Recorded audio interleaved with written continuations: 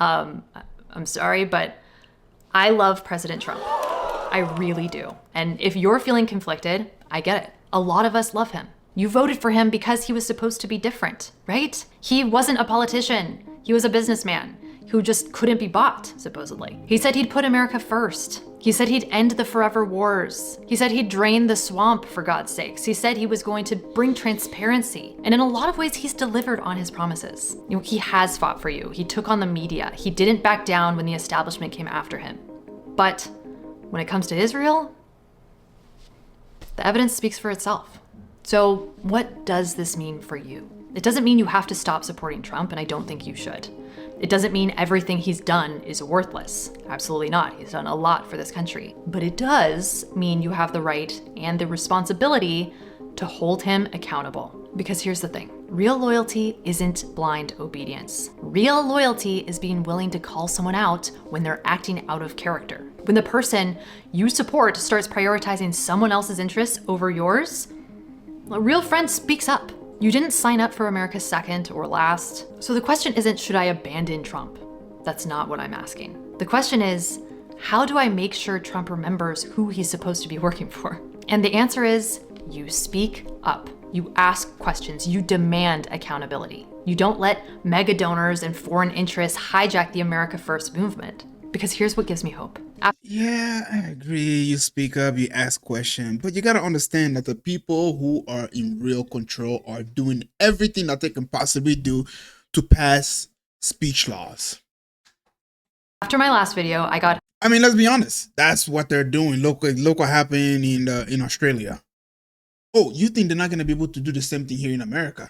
Why do you think that the anti-Islamic, the anti-Muslim rhetoric is becoming more and more rampant in the United States? Because these people are planning something.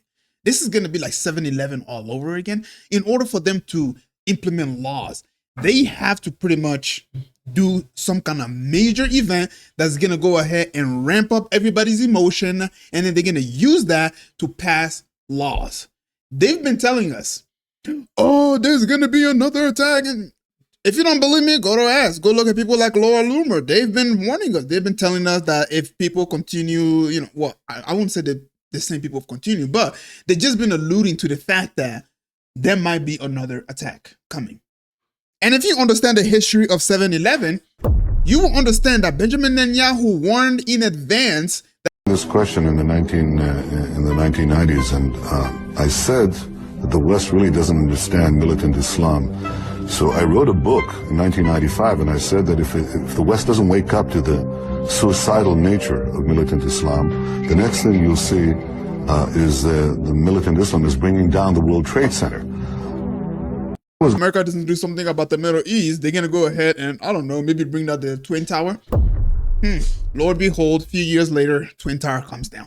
This is how they operate. In order for them to pass laws, in order for them to get what they want in a country or a state, all they do is create a massive false flag. And then, of course, they pressure the state of that country, the leader of that country, and say, hey, you have to pass this type of law. You have to make sure people don't say this type of stuff because it puts us in danger.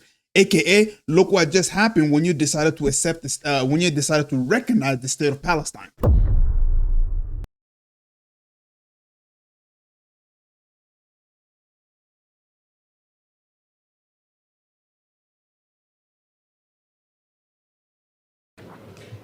On August 17th, about 4 months ago, I sent Prime Minister Albanese of Australia a letter in which I gave him warning that the Australian government's policy was promoting and encouraging anti-Semitism in Australia. Benjamin Netanyahu has laid some blame at your feet.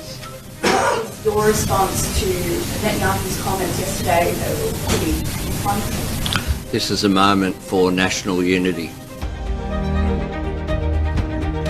If you can connect these dots, you are sheep. That's all I gotta say.